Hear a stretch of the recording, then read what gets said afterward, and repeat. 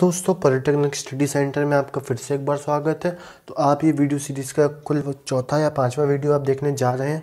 तो अगर आपने पहले ये 2022 की सीरीज़ को आपके बारे में नहीं पता था, आपको इसके बारे में कि मैं पॉलिटेक्निक एग्ज़ाम के लिए ये सीरीज़ लेकर आ रहा हूँ, तो आप पहले वो वीडियो की सीरीज़ आप कंटिन्यूएशन में आएँ, फिर आप ये वीडियो देखें। लेकिन अगर आप उस एग्जामिनेशन के नहीं पढ़ रहे हैं और आपको सिर्फ यहीं का पढ़ना है, तो आप ये वीडियो यहीं से देख के एंजॉय कर सकते हैं। यहाँ पर हम वॉल्यूम एंड सरफेस एरिया के क्वेश्चंस करने जा रहे हैं, तो आप यहाँ से एंजॉय करिए। तो पहले हम देखते हैं यहाँ पर पहला क्वेश्चन हमसे क्या कह रहा है, जो मैं यहाँ पर पिछले से छोड़ा था उसके आगे कंटिन्यू करने जा रहा हूँ। यहाँ पर लिखा हुआ है कि a spherical ball of lead to 3 centimetre diameter is melted and recasted into 3 spherical ball. If the diameter of the balls is 3/2 and 2, then the diameter of the third ball is कितना होगा।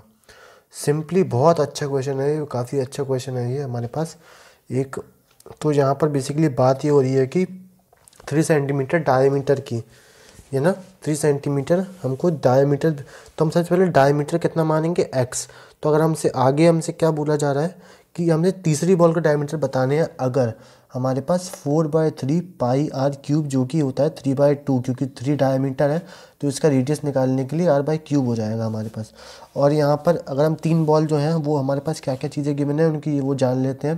पहली बार तो 4/3 पाई तो सब में common आएगा ही आएगा, उसको हम यहाँ पर कॉमन ले लेना क्योंकि बार बार लिखने की ज़रूरत नहीं पड़ेगी। तो हमारे पास सबसे पहले क्या है, यहाँ पर 3/2 इसका डायमीटर दिया गया है, देख सकते हैं आप। ये 3/2 ऊपर की साइड है जो मैं जहाँ पे मैंने निशान लगाया है, 3/2 और 2। तो बेसिकली यहाँ पर कितना हो जाएगा, 3/4 का होल क्यूब प्लस 1 का क्यूब प्लस यहाँ पर x/2 x क्यूब अपॉन 8।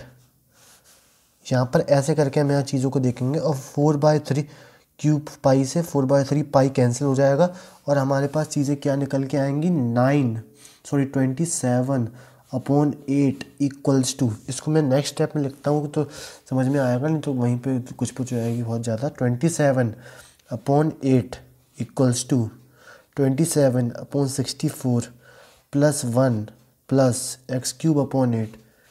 ये हमारे पास आंसर हमारा निकल के आएगा। इसको हमें सॉल्व करना पड़ेगा, जो कि आएगा x³/8 equals to 27/8 minus 27/64 minus 1 equals to, हमारा पूरा सॉल्व करने पर आएगा 125/64। ये हमारा आंसर आएगा। लेकिन जब हम इसको भी सॉल्व करेंगे तो हमारे पास x की एग्जैक्ट वैल्यू, क्योंकि सारा हम क्यूब में निकाल के चल रहे हैं, तो हमारे पास x की वैल्यू आ जाएगी 5/2 यानी कि 2.5। ऐसे करके यहाँ पे हम चीज़ों को निकाल कर चलेंगे। तो यहाँ पर हम देख सकते हैं कैसे हम चीज़ों को सॉल्व कर रहे हैं। तो उसके अकॉर्डिंग आप आगे बढ़िएगा और आगे चीज़ों को सॉल्व करने की कोशिश करिएगा। चलिए नेक्स्ट क्वेश्चन की तरफ आ जाते हैं। अगला क्वेश्चन देखते हैं हमसे क्या कह रहा है। पहले तो डेटा बंद कर देता हूँ मैं, 1 minute, sorry.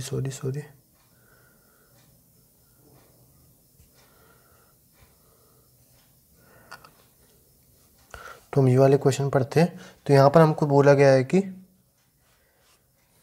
A copper sphere of 3 centimetre is beaten and drawn, यानी कि बेसिकली एक स्फेयर को हमको 3 सेंटीमीटर के रेडियस वाले स्फेयर को हमने तोड़ मरोड़ के हमने उसको एक वायर में कन्वर्ट कर दिया गया, पिघला के जो भी कुछ करा हमने, लेकिन हमें कोई एक उसमें लॉस नहीं हुआ हम लोग को वॉल्यूम का और स्फेयर का।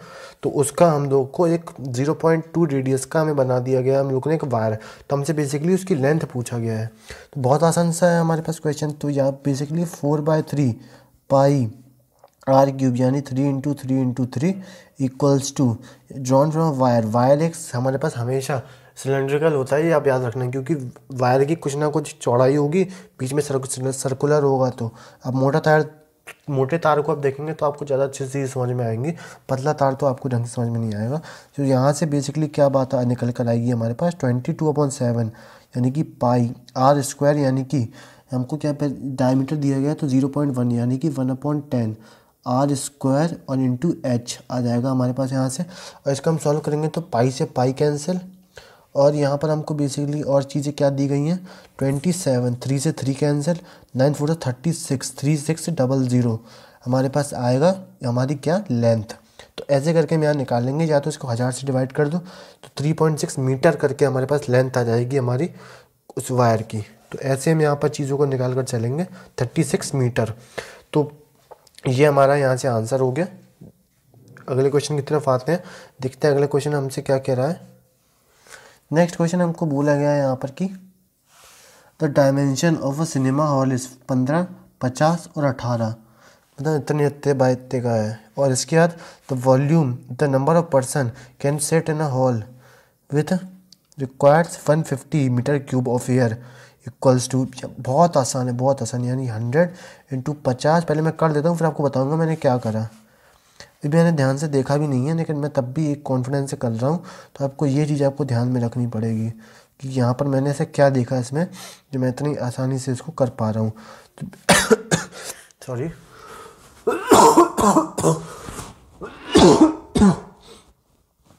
तो बेसिकली यहाँ पर मैंने क्या देखा, और ये हमारा आंसर बिल्कुल सही है, यानी कि कितना 600 लोगों के बैठने की यहाँ पर व्यवस्था हो सकती है। क्वेश्चन हमारे पास ये था कि एक डायमेंशन यानी कि 100 हाइट, लेंथ, ब्रेथ और हाइट क्यूबॉइड के फॉर्मेट में हमको दिया गया है एक सिनेमा हॉल का। तो उसके अकॉर्डिंग हमसे यहाँ चीज़ें बोली गई हैं कि द पर्सन कैन सिट, तो उसमें हम लोग को 150 मीटर क्यूब का एरिया या एयर की ज़रूरत होगी। तो हमसे यहाँ बोला गया है आगे कि कितना हमको एरिया उसमें देना पड़ेगा। तो अगर एक बंदा हमसे 150 मीटर क्यूब का एरिया एक्वायर करता है और हमारा पूरा जो एक क्यूबॉइडल एक हमारे सिनेमा हॉल का जो क्षेत्र है, यानी कि एरिया जो है हमारा, वॉल्यूम जो है वो पूरा एक क्यूबॉइड 100/50/18 के फॉर्मेट में है, तो उसको हम डिवाइड कर दें कि पर बंदा कितना हमें चाहिए पड़ेगा, तो हमारा वो निकल के उसमें टोटल नंबर ऑफ पर्सनस निकल कर आ जाएंगे। तो वो हमने यहाँ पर करा, हम लोगों ने 150, जो कि हमको एक बंदे को चाहिए थी ज़रूरत इतने एरिया की, इतने ईयर की, तो वो हम लोगों ने यहाँ करा। इसके बाद हम लोगों ने 100/50/18 करा, तो हमारा यहाँ से आंसर निकल कर आ गया। चलो बढ़ते हैं अगली वीडियो की तरफ, अगले क्वेश्चन की तरफ। नेक्स्ट क्वेश्चन देखते हैं हमसे क्या कह रहा है। यहाँ पर लिखा गया है classroom of 7 metre long, 66.5 metre wide and 4 metre high, it can has door of इतना इतना इतना एंड 3 विंडोज ऑफ इतना इतना। इसके बाद हमसे बोलेगा interior wall is to be painted and इतना इतना, यहाँ पर हमसे बोल दिया गया। चलो अब यहाँ पर तुमको देखने वाली चीज़ ये है, थोड़ी सी मैं तुमको समझा रहा हूँ बोल बोल के, तो आप वो ध्यान से देखिएगा मैंने क्या बोला है आपसे। सबसे पहले आप अपनी जिस रूम में बैठे हैं, सोच आप घर में बैठे होंगे, अभी तो कॉलेज वॉलेज में होंगे नहीं, तो आप ये चीज़ देखिए, आप रूम में जो बैठे हैं वहाँ पर खिड़की लड़की कुछ ना कुछ तो होगा। तो वहाँ पर जो खिड़की और जो दरवाज़ा है उसको मैं हटा दूँ, क्योंकि यहाँ पर कितना बोला है, क्लासरूम है, एक दरवाज़ा और 3 विंडोज़, ठीक है।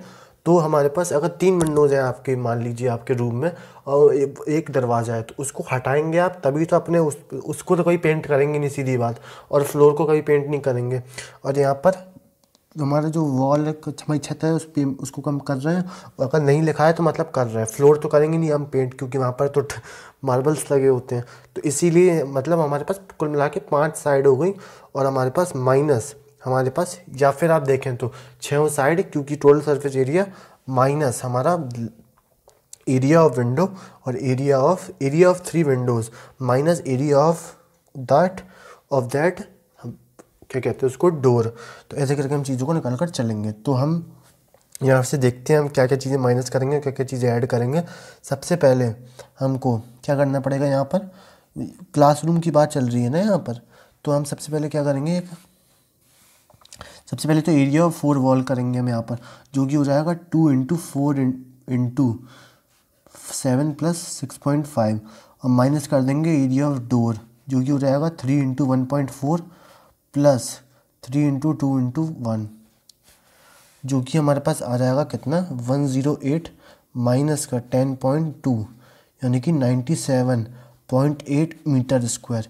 लेकिन हमको इसका वाइट वॉशिंग इसकी होनी है, कलर इसकी होने हैं, तो वो 525 के हिसाब से होगी। तो इसको हम 525 से इंटू कर देंगे, तो हमारे पास आंसर कितना आ जाएगा, हमारे पास इसका आंसर, इसको इंटू करेंगे आप, तो आपके पास आंसर कुछ होल नंबर में ही आएगा, जो कि हमारा आंसर होगा 9513.45 513.45 हमारा आंसर हो जाएगा।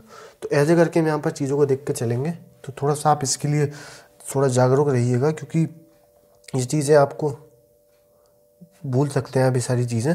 चलिए यहाँ से आगे बढ़ते हैं, नेक्स्ट की तरफ बढ़ते हैं, अगला क्वेश्चन देखते हैं क्या नेक्स्ट क्वेश्चन देख लेते हैं हम क्या बोला जा रहा है यहाँ पे हमसे। यहाँ पर लिखा हुआ है कि how many bricks can each measuring इतना इतना इतना can be required to build a wall of इतना of its volume occupied by the motor.